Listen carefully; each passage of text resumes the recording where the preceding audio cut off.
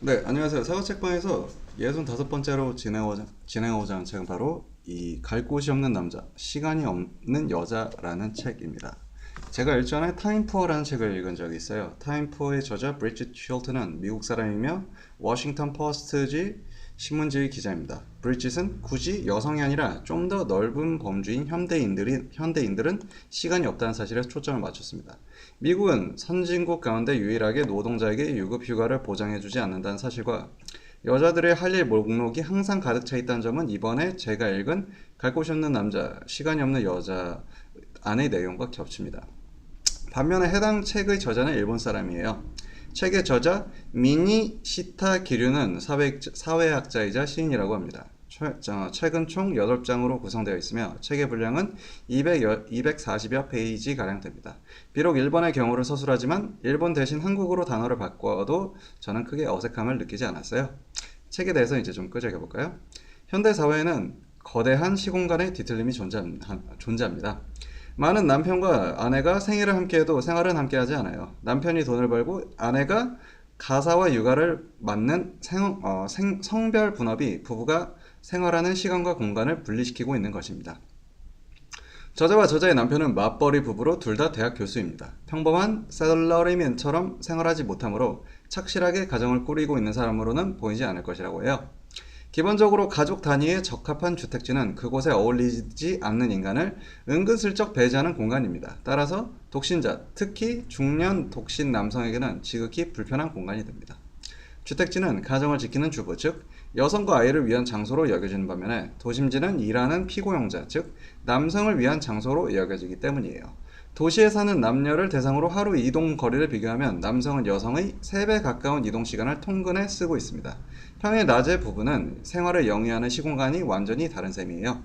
기혼 여성의 경우 가사와 육아를 포함한 총 노동시간이 남성보다도 길고 수면시간은 짧습니다. 자녀를 둔 기혼 여성은 시간이 없습니다. 그 사실을 알고 있는 미혼 여성과 자녀를 낳지 않는 딩크족, 더블 인컴 노키즈죠. 딩크족 여성들은 결혼을 미루거나 출산을 꺼려합니다. 게다가 출산의 제한 시간이 있는 상황에서 결혼과 출산, 육아의 타이밍과 커리어의 양립을 고려해야 하므로 인생의 자유시간 자체가 부족해집니다. 이 현상을 저자는 여성의 시간 빈곤이라고 불러요. 그렇다면 남자가 여자보다 행복할까요? 남성은 행복지수가 여성보다 낮고 고독사나 자살자도 여성의 2배에 이르릅니다. 가장 큰 원인은 남성의 고립이에요. 남성은 직장 동료 이외의 인간관계가 극도로 부족합니다. 저자는 남성의 고립 문제가 가족이나 이웃 등 사적인 인간관계가 부족한 것이 특징이라고 보고 관계 빈곤이라고 불러요. 60대로 보이는 여자들이 수다에 꽃을 피우다가 한 명이 이런 말을 꺼냅니다. 그 집 남편 퇴직하고 얼마 안 돼서 죽었대. 그 다음에 들려온 말은 어머 안 된 애가 아니라 어머 부럽다 진짜 부럽네 그게 내 꿈이라니까 와 같은 말들이 들려옵니다. 남편이 죽으면 퇴직금을 받는 데다 현직에 있을 때 들어놓은 생명보험도 받으니 이 얼마나 부러운 일이겠어요. 남편은 휴일에도 밖에 나가지를 않습니다. 아내 입장에서 봤을 때 남편이 집에 하루 종일 있으면 참을 수 없이 걸리적거려요. 말도 통하지 않아요. 그렇다고 해서 아예 말을 걸지 않으면 또 언짢을 듯합니다. 언뜻 보기에 다들 좋은 회사에 다니는 남편을 둔 산모님 같은 여자들이었다고 해요. 남편 입장에서는 처자식을 먹여 살리기 위해 평생 고생하다가 간신히 정년퇴직을 맞이하고 집에서 좀 빈둥거린다고 해서 짐짝측을 받는다면 억울한 것이 당연합니다. 결혼 생활에 대한 남녀의 동상이몽은 대체 어디에서 오는 것일까요? 이제까지 각종 미디어를 통해 미혼 여성의 외로움은 다양한 관점으로 다루어졌지만 중년 미혼 남성의 소외감에 대해서는 별로 다루어지지 않았어요. 지리학자 무라타 요헤이는 중년 미혼 남성의 장소가 없다는 점에 대해서도 검증하고 있습니다. 예를 들어 직장에서 특이한 사람으로 취급받는다거나 여성이 모이는 지역 모임에 가면 호기심의 대상이 된다거나 하는 점 말이죠. 기본적으로 직장이 적절한 장소라고 인식되는 연령층의 남성이 대낮부터 동네를 어슬렁거린다면 범죄를 노릴 확률이 크다고 간주되고 심지어 경찰에 통보되는 일도 있어요. 남성은 주어진 성별로 인해 큰 특권을 누릴 기회가 많은 반면 중년 미혼 남성처럼 경쟁을 통해 패권적 남성성을 획득하지 못한 경우에는 필연적으로 소외의 대상이 되어요. 여성은 성구분, 즉 젠더가 고착되는 공간에서 억압받는 경우가 많지만 혼인 관계의 유무로 남성을 차별하는 경우에는 중년 미혼 남성에게 억압을 주는 입장도 될 수가 있습니다.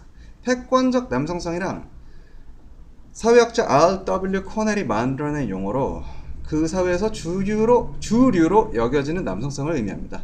전통적 남성상을 위협하는 종속적 남성성을 얕보는 과정에서 구축된다고 해요. 이 일에 가담한 여성은 패권적 남성성을 찬양하고 스스로 종속적인 입장에 섭니다. 이런 행동을 코넬은 과장된 여성성이라고 불러요. 종속적 남성성에 대한 여성의 멸시는 때때로 동성의 멸시보다 더 큰 상처를 주고 그 반작용으로 과도한 여성 혐오를 불러일으키기도 합니다. 기혼이고 회사원인 남성은 미혼이나 비정규직인 남성에 비해 우위를 점하고 있다고 할 수 있지만 실은 가정에서 존중받지 못하고 있다는 점이 겉과 속이 다른 현대사회의 단면을 드러내고 있습니다. 아내가 속으로는 성가신 사람이라고 취급하고 돈을 못 벌게 되면 바로 사라져버리기를 바라면서도 생활이 보장되는 한 남편과 이혼하지 않습니다. 참으로 기이한 부부상이 아닌가요? 패권적 남성성은 확고하게 규정할 수 있는 것이 아닙니다. 무엇을 그 사회의 주류인 남성성으로 삼을지는 시대나 사회구조, 문화기조에 따라 달라져요. 그 불안정함 때문에 항상 종속적 남성성을 배척하여 패권적 남성성을 재생산할 필요가 있는 것입니다. 주부의 일이란 주로 가족을 위해 자신의 시간을 바치는 것이에요. 주체적으로 무언가를 하는 것이 아니라 누군가를 위해 집이나 지역에 머무는 것이 주된 업무입니다. 24시간 내내 누군가를 위해 자신의 시간을 바쳐야 하는 기혼 여성의 유일한 휴식 시간은 가족이 없는 시간일 뿐이에요. 남편이 직장에 가고 아이들이 학교에 갔을 때밖에 쉴 수가 없는 것입니다. 기혼 남성의 경우 아내가 맞벌이일 때나 전업주부일 때나 가사에 들이는 시간에는 큰 변화가 없습니다. 즉 아내 입장에서는 남편이 집에 있으면 가사에 도움이 되기는커녕 시중들 사람만 하나 더 늘어나는 꼴이에요. 저자가 여러 데이터를 통해 남성이 인생에서 어려움을 겪을 때 동성 상대에게는 좀처럼 약한 모습을 보이지 못한 점을 확인할 수가 있습니다. 남성이 이성 상대로만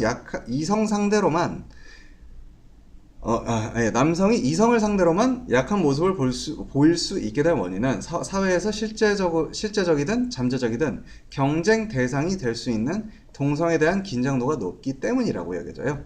따라서 남성에게 스트레스를 덜어주는 배우자의 역할은 하나 더없이 중요해집니다. 남성은 아내의 지원을 받는 효과가 크고 아내보다 배우자의 정서적 지원을 더욱 많이 받으므로 결혼의 메리트가 크다고 합니다. 그 대신에 아내 이외의 상대에게는 지원을 받기 어렵다는 문제도 있어요. 한편 여성은 남편에게 지원을 받지 못해도 지원을 받는 대상을 대체하기가 편합니다. 누구에게도 지원을 얻지 못할 때만 스트레스가 높아질 것이에요. 즉 여성은 고립에 약하지만 스트레스를 줄이기 위한 자원이 남성보다 풍부합니다. 예를 들어 친한 동성 친구나 모친에게 푸념을 털어놓거나 위로를 받으면 금세 기분이 풀리는 것이에요. 스트레스를 줄이기 위한 자원이라는 측면에서 남성은 여성보다 훨씬 배우자에 대한 의존도가 높은 것입니다. 일본에는 이혼 후 부부가 함께 친권을 가지는 공동친권이라는 제도가 없다고 해요. 따라서 이혼한 경우 부모 중 한쪽이 단독 친권을 가지게 되지만 현재 친권 중 8화를 모친이 취득하고 있습니다. 아이의 주된 양육자가 어머니라는 이유가 커요. 저자가 실제로 조사했을 때 싱글맘이 밝힌 가장 큰 이혼 사유는 남편의 존재가 아이에게 마이너스라고 판단했다고 합니다. 특히 이혼은 가정을 붕괴시킨다고 생각하지만 실상은 다르다고 해요. 많은 싱글맘들이 전 남편이 가정폭력을 휘두르거나 숨겨진 빚이 있거나 혹은 생활비를 전혀 주지 않고 가사와 육아도 돕지 않는 문제로 고통을 겪다가 결국 이혼을 단행했습니다. 그리고 이구동성으로 이혼하고 나서 가정이 파목해졌어 라고 고백을 합니다. 그녀들에게 이혼은 가족의 행복을 위한 선택이었어요. 아이가 있는 이혼은 가족의 해체가 아니라 실질적으로 아버지의 퇴출 인생이에요. 일본에서는 남성의 인생과 일상생활의 전부 일을 중심에 두고 돌아가므로 그 이외의 선택지가 극히 부족합니다. 반면에 여성의 인생과 일상생활은 좋든 나쁘든 사회의 변화에 유연하게 대응할 수 있도록 제도가 개정되어 왔어요. 일본이 갈팡질팡하듯이 여성도 일에 열중해야 할지 아니면 가사와 육아 등 내조의 공에 전념해야 할지 자신의 역할을 정하지 못하고 여전히 망설이고 있습니다. 한편 남성상에 관해서라면 일본은 일관적으로 직장 제일주의를 채택해왔습니다. 오늘날 여성에게 일을 계속하는 것은 인생의 선택지에 들어갔지만 남성에게 일을 그만두는 것은 절대로 허락되지 않아요. 남성에게는 실질적으로 일하지 않는다라는 인생의 선택지가 없습니다. 예. 뭐 소수의 기둥서방이라는 사람들이 있는 것 같기도 하지만 굉장히 소수겠죠. 여성의 시간은 여성의 개인 재산이 아니라 가족의 공유 재산이라고 할 수 있어요. 그러므로 사회가 변하면서 더욱 가치가 있는 사회적 자원, 즉 화폐나 사회적 지위에 직결되는 사회활동은 남성 중심으로 이루어지고 그만큼 새로이 생긴 허드렛 일은 어디까지나 여성이 대응하도록 요청받아왔어요. 심지어 애정을 담아서 자발적으로 실시해야 한다고 여겨졌습니다. 기본적으로 돌봐야 할 대상인 가족이 있는 동안에는 여성에게 가정에 있는 시간도 노동시간인데요. 그렇지만 남성은 그때 여성이 일하고 있다고 간주하지 않습니다. 이런 시공간의 뒤틀림은 남녀가 바쁜 시간대의 시차도 다르게 만듭니다. 남성이 주부를 한가하다고 간주하게 되는 요인이에요.